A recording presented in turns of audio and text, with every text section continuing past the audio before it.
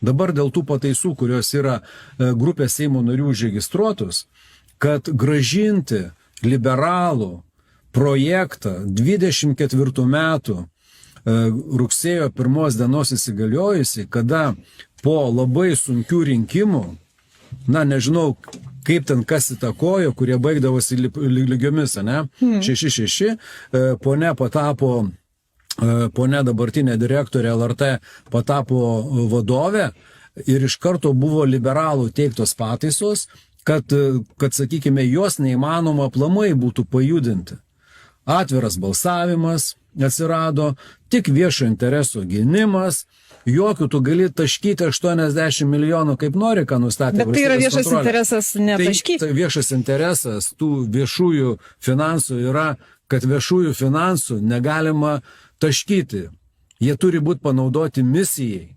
O misiją prižiūri taryba, o taryboje uždėtas apynasris, kad absoliučiai jūs nesikiškit, norite aklai tvirtinkite, ką mes ten pateikėme ir išorę negalite nei su steigėjų, nei su visuomenė komunikuoti.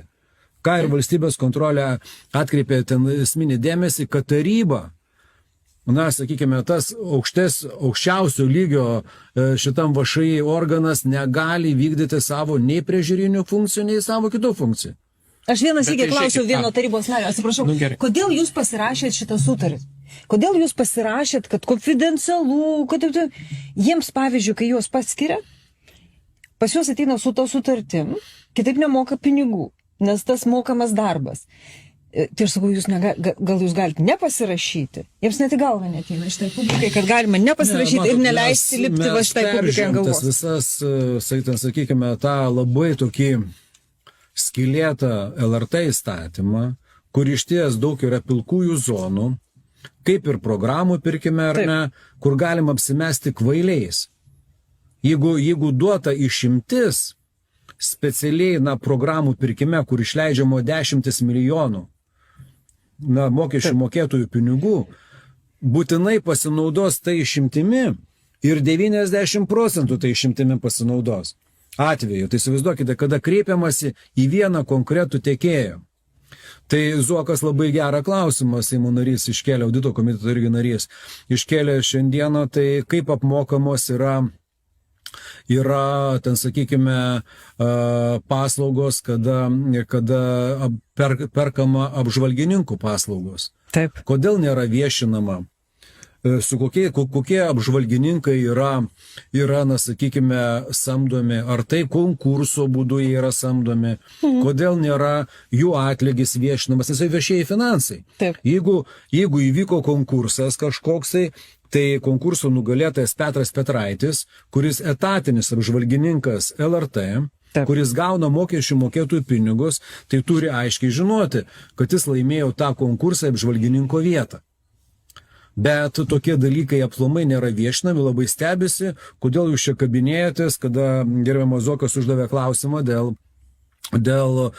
to, kaip yra apmokami apžvalgininkai, kokiu būdu jie atrenkami, kokį gauna atlygį ir kaip jie, na, ta paslauga, ar tai viešųjų pirkimų konkurso būdu yra įsigyjama ta paslauga. Bet žiūrėkit, va toksai jam buvo didžiausia net nuostaba. Kaip kilo jums toks klausimas, įsivaizduojat? Ne, tai natūralu, nes ten pas juos viskas tobulai yra uždar. Dabar įsivaizduokit, Seimo posėdžiai, Seimo komitetų posėdžiai, komisijų posėdžiai yra vieši, transliuojami internetu. Taip. Vyriausybės posėdžiai yra vieši, transliuojami internetu. LRT tarybos posėdžiai yra įslaptinti. Čia kaip rusų kariniai bazėje. Jo, atrodo, kad jie valstybės paslaptis ir tarp kitko. Čia rusų karinė bazė kažkokia. Kada šiandien buvo iškeltas tas klausimas, tai ir Jastramskas tarybos narys ir Razma kartu, tai sako taip. Jie yra slapti pagal apibrėžimą, bet nieks mums netrūdo paskelbti, kad darom viešą. Palauk, bet nedaro šito. Bet palauk, tai jie negali daryti viešo, nes visa informacija, kuri bus svarstama tame posėdėje, administracija savo parėdimų įslaptina visą. Ten viskas gali būti slaptima, ten nieko viešo nėra. Taip kalba tų gudriųjų teisininkų, kuriems sumokame 100 000 mokesčių mokėtojų pinigų, yra samdomi iš išorės, kad sukurtų tas žongliravimo įstatymais taisyklės kad sakykime, kad viskas, bet manau, jie čia pridarė yra daug klaidų. Iš valstybės kontrolės ataskaitos ten matyti, kad arba jie tiesiog buvo atsipūtę, kad nieks niekada nepažiūrės. Aš kalbu apie administraciją, kad